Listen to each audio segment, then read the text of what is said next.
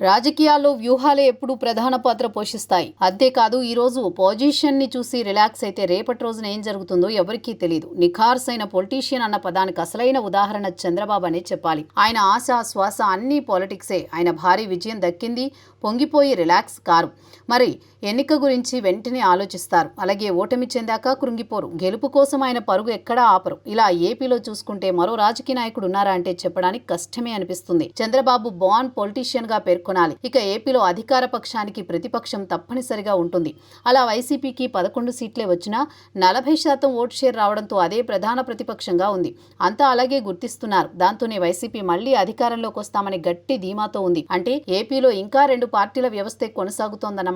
ఇక ఏపీ విభజన నాటి నుంచి అలాగే జరుగుతూ వస్తోంది. ఏపీలో 2014లో టీడీపీ గెలిస్తే వైసీపీ విపక్షంలో ఉంది. 2019లో వైసీపీ గెలిస్తే టీడీపీ విపక్షంలో ఉంది.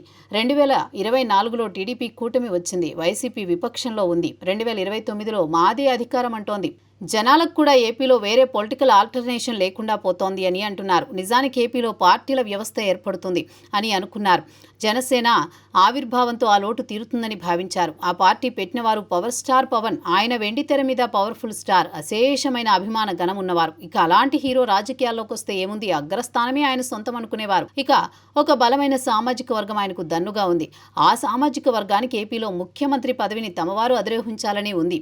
పవన్ రూపంలో అది తీరుతుందని భావించింది. కానీ 2019లో ఒంటరిగా పోటీ చేసి ఓటమి పాలు కాగానే పొత్తుల వైపు ఆలోచించారు. ఒంటరిగా పోటీ చేసి వీరమరణం పొందలేనని ఆయన భారీ స్టేట్మెంట్ ఇచ్చేశారు. 2024లో బీజేపీ టీడీపీలతో కలిసి ఆయన కూటమి కట్టి పోటీ చేసి 21 సీట్లు గాను అన్ని గెలిచి సత్తా చాటారు. అప్పటికే ఆయన వ్యూహాలు పొత్తు ఆలోచనలు కరెక్ట్ అయినా అధికారం చేతిలో పడ్డాక తాను ఉప ముఖ్యమంత్రి అయ్యాక పవన్ తన పార్టీని బలోపేతం చేసుకుని 2029లో అయినా జనసేన నుంచి ముఖ్యమంత్రిగా తాను ఉండాలని భావిస్తున్నారా అన్నదే చర్చగా ఉంది. పవన్ ఇస్తున్న స్టేట్మెంట్స్ చూస్తే మరో 15 ఏళ్ల పాటు ఏపీకి చంద్రబాబే సీఎం అని, అంటే తాను ఇప్పట్లో సీఎం కానని, ఆ రేసులో లేనని తేల్చేశారు. ఆయన ఇక ఎటూ కూటమిలో ఉంటారు. ఏపీ ప్రజల కూటమి గెలిస్తే బాబు మరోసారి సీఎం అవుతారు. ఒకవేళ కూటమి పాలన బోర్ కొడితే జనాలకు మరో కనిపించే ఆల్టర్నేషన్ ఖచ్చితంగా వైసీపీనే. అంటే జగన్ని సీఎంగా మరోసారి తీసుకురావడం.